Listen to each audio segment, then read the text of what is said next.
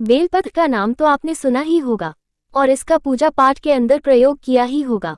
बेलपत्र के बारे में यह माना जाता है कि यह भगवान शिव को बहुत अधिक प्रिय है, इसलिए इसका प्रयोग भगवान शिव की पूजा के अंदर होता है।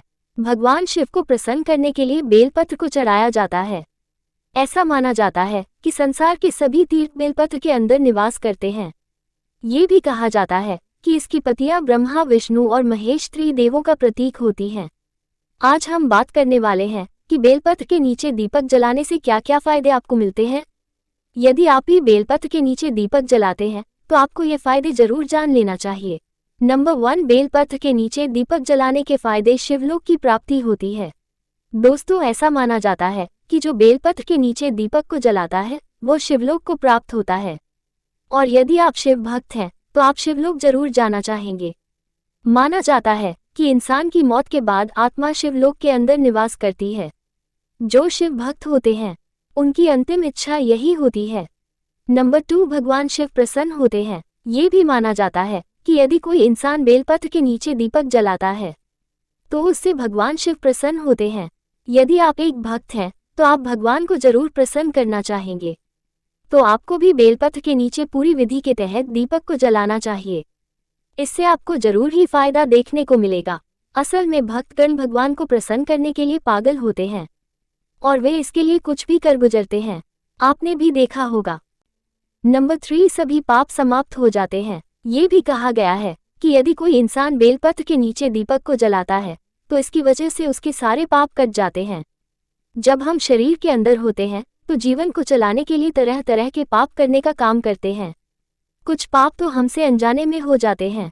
ये पाप बाद में कड़वा फल देते हैं, इसलिए बेलपत्र के नीचे दीपक जलाना चाहिए ताकि आपको पापों से मुक्ति मिल जाए। नहीं तो पापों का फल भोगना और अधिक कष्टदायी होता है। नंबर 4, मनोकामना पूर्ण होती है। दोस्तों, यदि आप बेलपत्र के नीचे दीपक जलाते हैं तो इसकी वजह से आपकी मनोकामना पूर्ण होती है। यदि आपकी कोई मनोकामना है तो बेलपत्र के नीचे दीपक जलाना आपको शुरू करना चाहिए और उसके बाद भगवान शिव से आपको अपनी मनोकामना को बोलना चाहिए। ऐसा यदि आपके करेंगे तो आपकी मन की इच्छा जरूर पूरी होगी।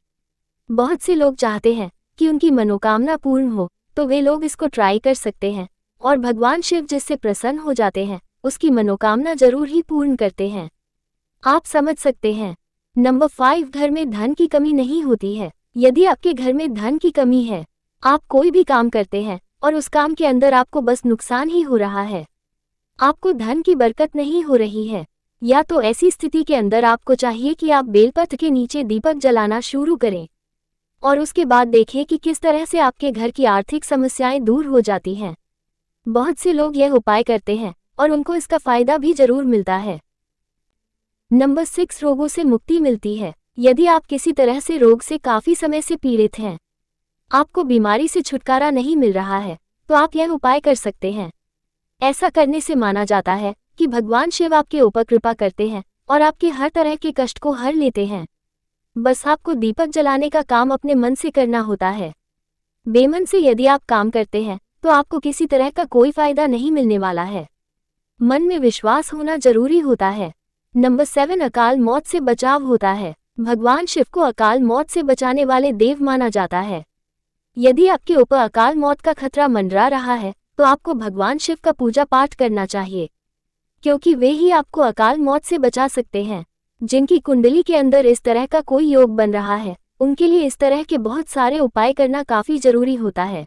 नंबर 8, तनाव और डिप्रेशन दूर होता है। यदि आप बेलपत्र के नीचे दीपक को जलाते हैं तो आपको पूजा पाठ तो करना ही पड़ता है।